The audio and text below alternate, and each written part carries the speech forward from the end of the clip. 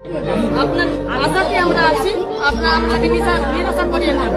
দীঘাতে আপনার কি বলে ঢেউ উঠে আছড়ে পড়ে, তাও কিছু হয় না। আর এখানে গ্রামের মানুষ কলকাতা থেকে বলতে কোনো খোঁজ নেবে না, ভাদ্রামি ছুটাও, ভাদ্রামি হচ্ছে। মেলা মেলা করে হাজার হাজার কোটি টাকা নষ্ট করছে।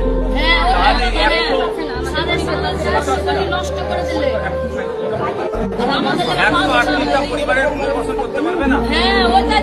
ওটাই কথা। যদি মানে না করে কলকাতায় নিয়ে যাবো, কলকাতায় নিয়ে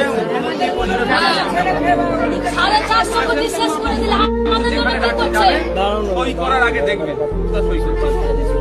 যদি পড়াশোনা একটু কম হয়, যে পড়াশোনা বোঝে তাকে দিয়ে বলবেন মা বাপ কি লিখা যাবে বুঝে কি বলছে, বুঝতে পারছেন? যেখানে সেখানে সই করবেন।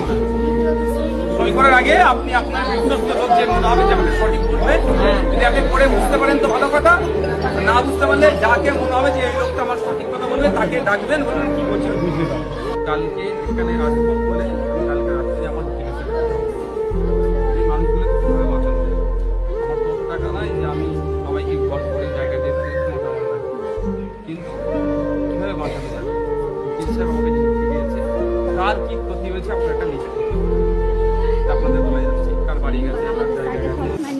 শোনো না মা, আমার তোমাকে বলছি, তুমি একটু শুনে নাও, আপনারা শুনো যে আপনারা লিস্ট করে রাখুন। এবার যদি পুনর্বাসন ঠিকঠাক না দেয়, চুপ করে বসে থাকলে তো হবে। আপনাদের জন্য আমি আইনি লড়াই করবো, মাঠে ময়দানে লড়াই করবো। নিরাশা কাউকে করিয়ে না, বুঝতে পারছেন আমরা খুবই অসহায়, মানে অসহায় নয়, কারণ কেউ শাশু শ্বশুরের না, মা বাবার অধিকার পাবো না, আমরা কোথায় যে যাবো তাই না, মানে এই আশা খাবের একটু হটো। আমাদের কিছু নাই তো, আমরা নিশ্চিত, মানে নিশ্চিত, ছোট ছোট ছেলে সব ঠিক আছে আমাদের কেউ নাই।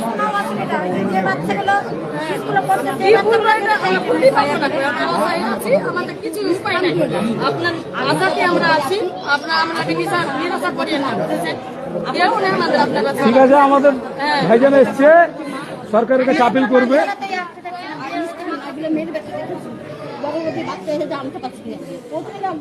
সিজার করে বাচ্চা হয়েছে, গত 5 সপ্তাহ আজকে